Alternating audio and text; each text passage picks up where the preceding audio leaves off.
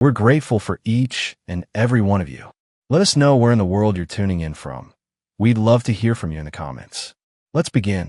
I once believed betrayal announced itself loudly. A raised voice, a shattered glass, a moment so obvious you couldn't deny it. That wasn't my reality. Mine arrived quietly, tucked inside routines, so ordinary they felt harmless. My name is Marcus Hale, and for most of my marriage, I thought stability was enough. My days ran with precision. Early mornings, structured workouts, carefully planned meetings. I built my life on consistency because consistency felt like commitment. My wife, Lauren, used to say that was one of the things she loved about me. Said I made her feel safe. What she didn't say, what I didn't hear, was that safety had slowly started to feel like silence to her. We didn't fight. Not really. When friends asked how we were doing, we smiled and said we were good. No drama. No public cracks. But behind closed doors, conversations shortened. Touch faded.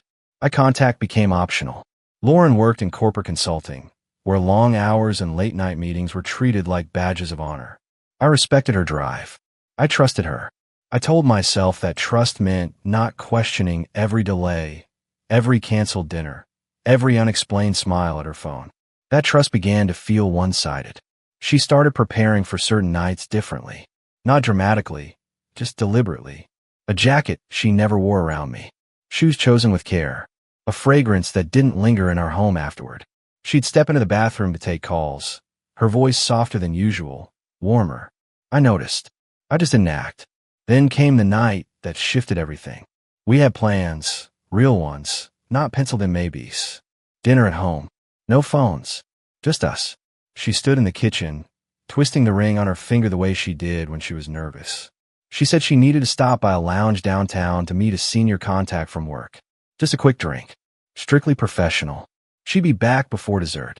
Her tone was casual, but her eyes avoided mine. Something in my chest tightened. Not suspicion exactly, but recognition. I had seen that look before, long ago, back when we were younger and choices felt heavier. I nodded, told her to drive safe. She kissed my cheek and walked out with a confidence that felt rehearsed.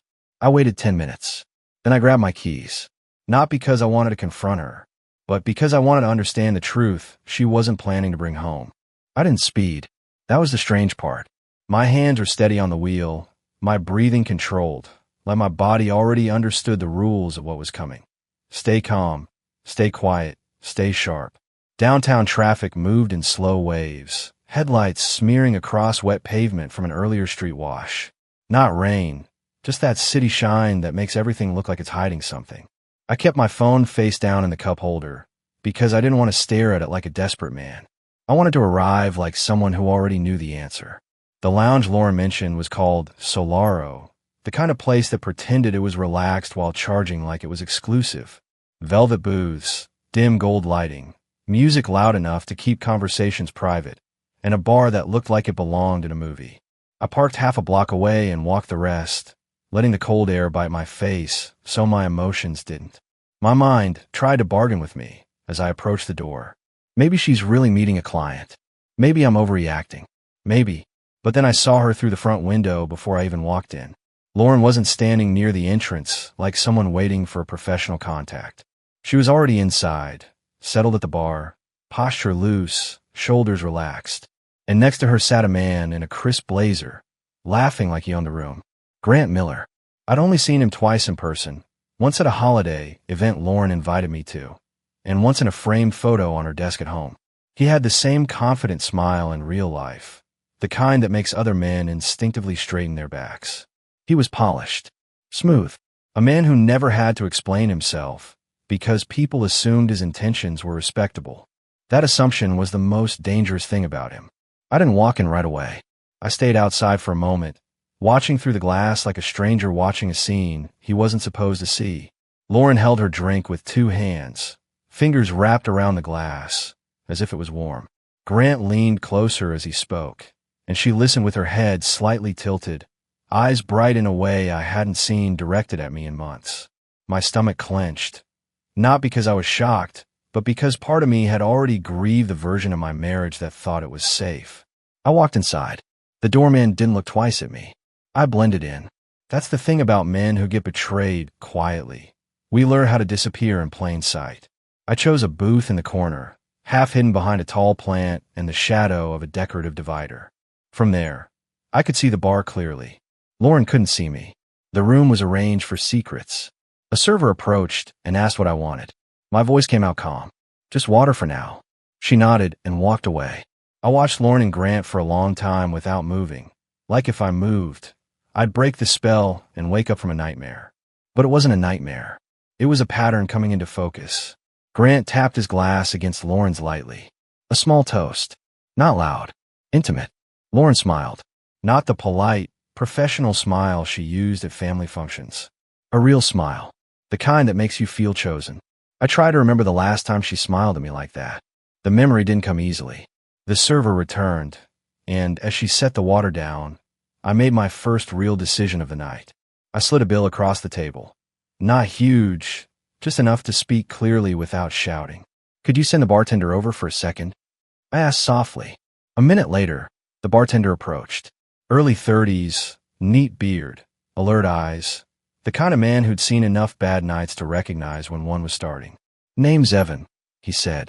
I didn't ask him to do anything illegal. I didn't ask him to spy. I didn't ask him to humiliate anyone. I didn't need drama. I needed control. I'm not here to start trouble, I said quietly. But I need to make sure my tab stays separate, and I'd like to know if anyone tries to buy drinks from my booth. Evan's eyes flicked toward my line of sight, toward Lauren. He didn't say her name. He didn't need to. Understood, he said. You want discretion. I want clarity, I replied. He nodded again.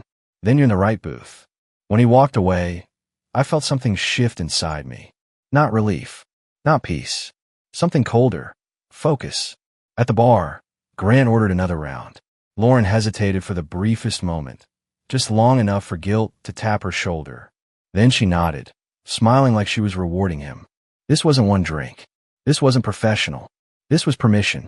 Grant's hand landed on the small of Lauren's back as she laughed at something he said. Not a friendly pat. Not a passing touch. A claim. Lauren didn't push his hand away. She turned slightly toward him instead, letting the contact last. My jaw tightened so hard my teeth ached. I wasn't angry the way people imagine anger. I wasn't shaking. I wasn't seeing red. I was quiet in a way that scared even me. Because quiet anger doesn't explode. It builds plans. My phone buzzed again. A second text. Still here. Don't wait up. It's boring, honestly. Boring. I almost smiled at the irony, her trying to make it sound dull, so I wouldn't picture what was actually happening.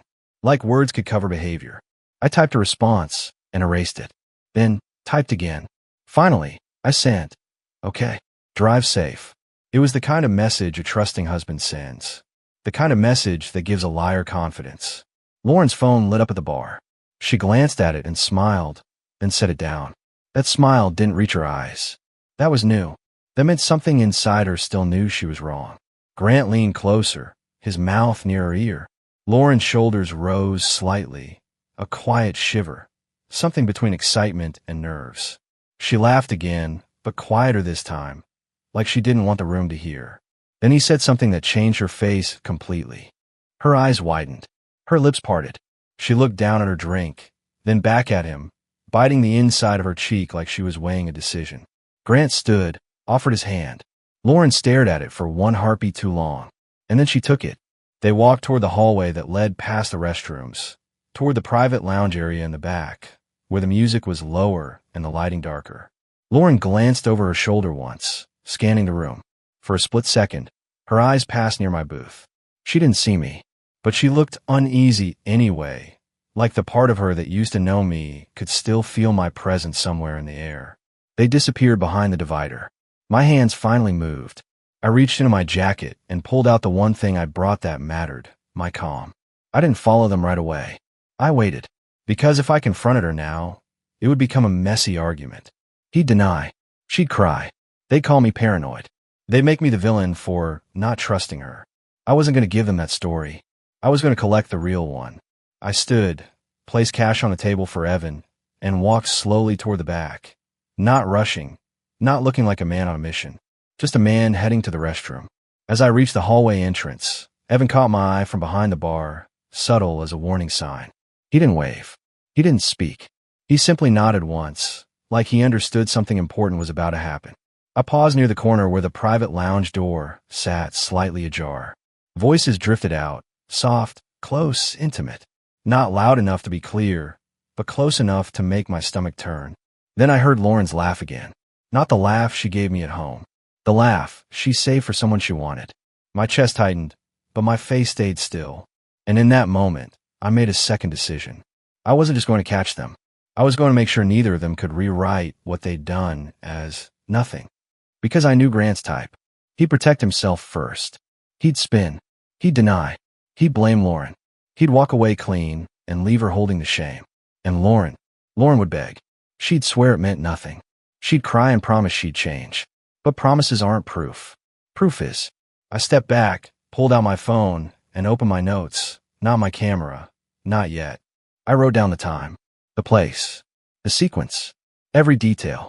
If tonight was the beginning of the end, then I was going to end it with control, not chaos. Then, from behind the door, I heard Grant's voice, low and confident, saying something that made Lauren go silent. And I knew, without a doubt, that whatever came next would change everything. I stepped away from the hallway before anyone could notice me lingering. The last thing I needed was to look like a suspicious husband pacing outside a closed door. That would turn this into a confrontation. I didn't want confrontation. I wanted leverage. I returned to my booth, sat down slowly, and stared into the clear surface of my water as if it might tell me what to do next. My reflection looked calm, almost detached. Inside, something was reshaping itself, pain hardening into intention. From where I sat, I could see the entrance to the private lounge area. People passed in and out occasionally, couples mostly, the kind who wanted privacy without explanation. Grant and Lauren didn't reappear right away. Minutes stretched longer than they should have. I checked the time, then checked it again. My mind replayed our marriage in fragments. The way Lauren used to reach for my hand during movies. The way she'd lean her head against my shoulder when we walked downtown at night. When did that stop? When did comfort turn into restlessness? When did I become background noise in my own life? The lounge door finally opened. Grant stepped out first, straightening his jacket, expression composed like nothing significant had just happened. Lauren followed a moment later. Her smile was gone. She looked flushed, not embarrassed, but shaken, like someone who'd crossed a line and realized too late there was no way back. They didn't sit at the bar again. Grant leaned in, said something I couldn't hear.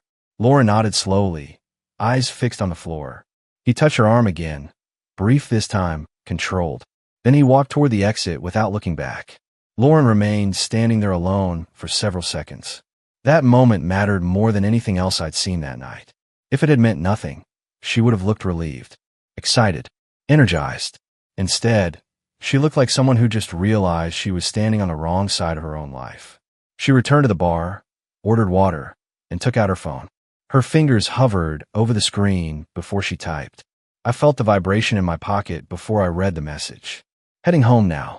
No explanation. No apology. No mention of where she'd actually been. I watched her finish the water in one long swallow, shoulders tense, jaw set like she was bracing for impact. She paid, grabbed her coat, and left. Only then did I move. I didn't follow her immediately. I waited 5 minutes, long enough for her to think she was alone. Then I paid my tab and walked out into the cool night air. I didn't feel victorious. I didn't feel righteous. I felt focused. At home, the lights were off when I arrived. Lauren's car sat in the driveway, engine ticking as it cooled. She'd beaten me home, just barely. I walked inside quietly. She was in the kitchen, standing at the counter with a glass of water, still in the same jacket. She jumped slightly when she heard my keys. "Oh, hey," she said, forcing a smile. "You're still up." "Couldn't sleep," I replied calmly, setting my keys down. "How was your night?" There it was. The test. She hesitated, just for a breath too long. "Fine. Exhausting. Work stuff." I nodded like I believed her. We stood there in silence, the space between us filled with things neither of us wanted to say. Finally, she turned toward me, studying my face like she was looking for cracks. "You okay?"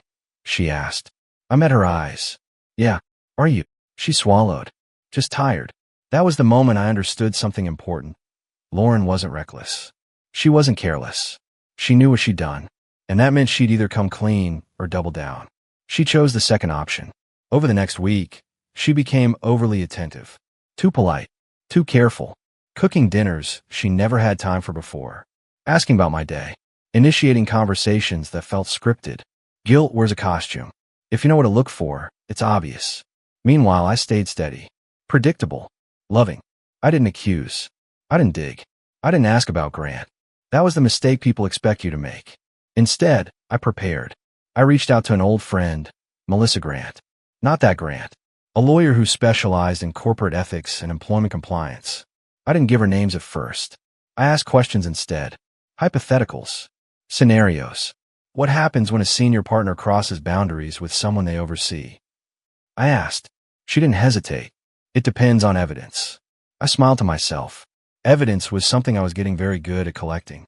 Lauren continued seeing Grant, but differently now. Shorter meetings. Less laughter. More tension. I noticed how she'd flinch when her phone buzzed. How she'd step outside to take calls she once answered openly. One night, while she showered, her phone lit up on the nightstand. I didn't touch it. I didn't need to. The preview text said enough.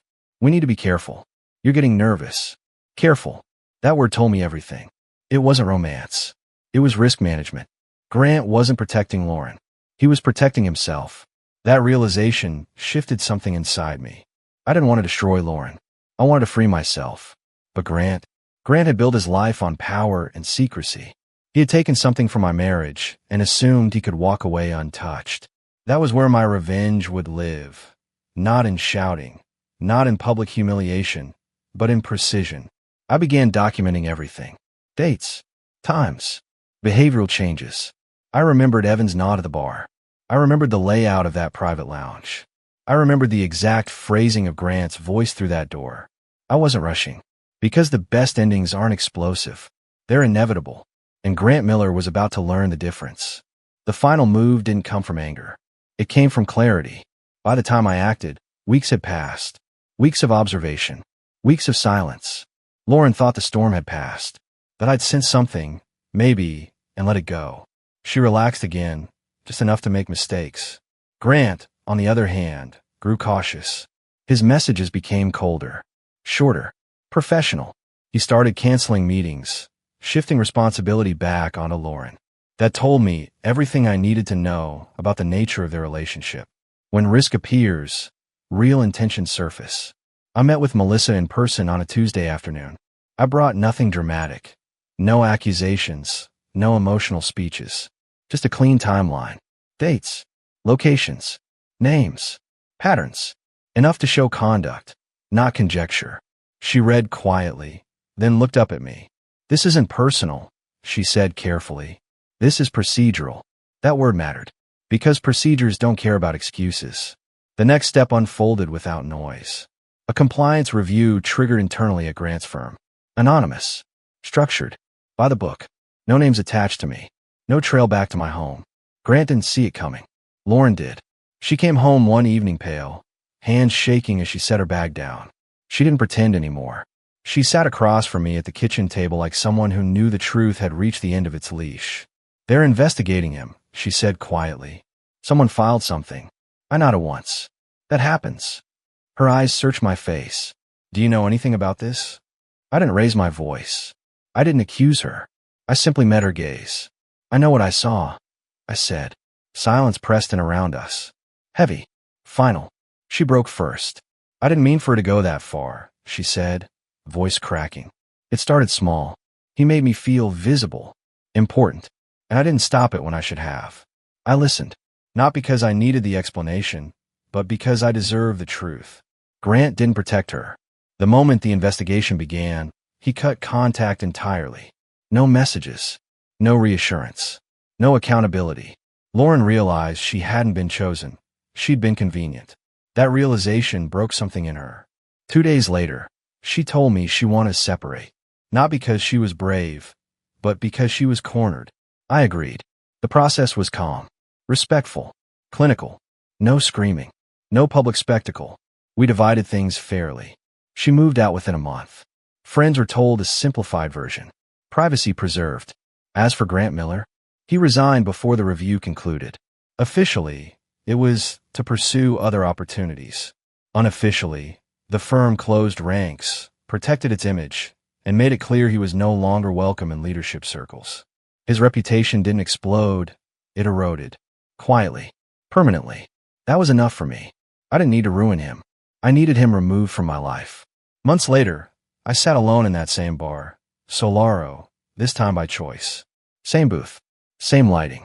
Evan recognized me and nodded like he understood a story had ended where it began. I ordered water again. But this time, my hands weren't shaking. I thought about everything I learned. About how trust isn't blind, it's earned daily. About how silence can be strength when it's paired with action. About how revenge doesn't have to look like destruction to be complete. Lauren reached out once after the divorce finalized. A long message. Apologies. Regret. Questions. I didn't reply. Some conversations don't heal. They reopen. I wasn't angry anymore. I wasn't sad. I was clear. And clarity is freedom. I left the bar that night and walked into a life that finally felt like my own. No lies. No shadows. No watching from corners. Just forward.